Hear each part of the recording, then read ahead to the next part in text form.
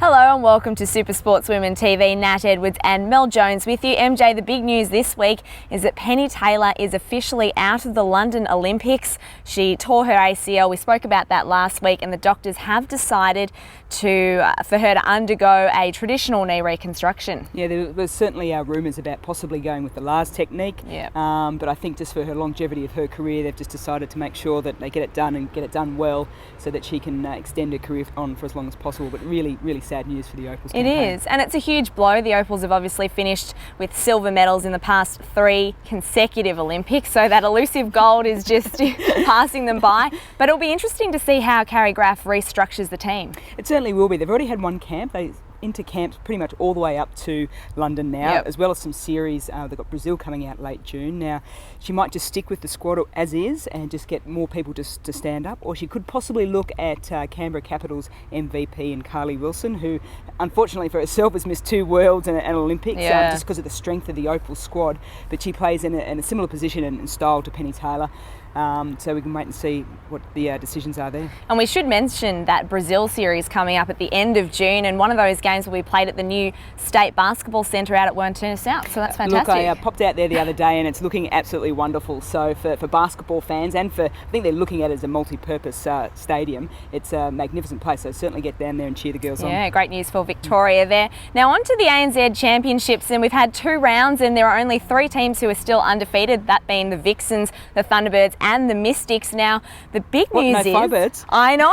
The big news is the Firebirds. Where are they? They haven't even registered a win. Well, they haven't registered a win, but they've come up against the Vixens and the Thunderbirds straight up. So it's a tough opening couple of rounds for those 3 teams, but wonderful to see teams sort of Vixens and Thunderbirds have won championships in the past. Yep. So I think they're really trying to lay claim to this title really early on in the season. And I guess the match of the round will take place on Sunday in Adelaide, and that is the Vixens taking on the Adelaide Thunderbirds. That's going to be an absolute corker, especially with Borrego in some scintillating form. Well, and the girl that she's going to match up again is also in scintillating form. Exactly. And Jeeva Mentor in the goalkeeping position for the Vixens. So that's going to be a big battle. The other battle is actually happening on the same team, I think, between Howarth and Tegan Caldwell. That's in incredible. The shooting position for the Vixens. That's incredible. I mean, Howarth really impressed in her first game, in her debut in round 1, and then Tegan came out and shot 26 from 33 last week. It's big shoes to fill though, Sherelle McMahon's. Well, if you want to sort of take Sherelle's spot, I think you have to do something pretty special. So they're certainly doing that at the moment. Very, very true. All right, on to some hockey news. And the Hockeyroos, they'll be disappointed with their 2-1 series loss to the USA last week up on the Sunshine Coast, but they'll be looking to bounce back. They're over in New Zealand for the 4 Nations tour at the moment. They certainly will.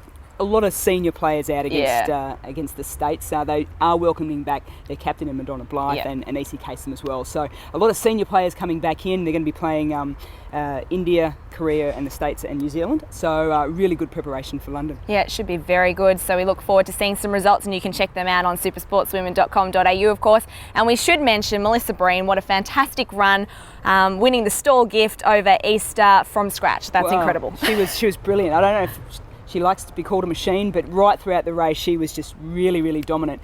Really good preparation for her, not in the sense of running on grass, but she does have a race this weekend here in Melbourne, and she'll be looking to qualify for the London Olympics, and she's looking for a time of 11.29. So by looking at her on Easter Monday, I'm thinking she's got that well and truly in the bag. Good luck to Melissa. And we should mention just before we go that Sally Fitzgibbons, of course, congratulations to her for successfully defending her Rip Curl Pro title. She got to ring the bell for a 2nd time. Fantastic. It certainly is, but just Australian women surfing at the moment. Steph Gilmore. Eneva, Gilmore, they're all doing very well in New Zealand at the moment as well. They are. So keep it going, girls.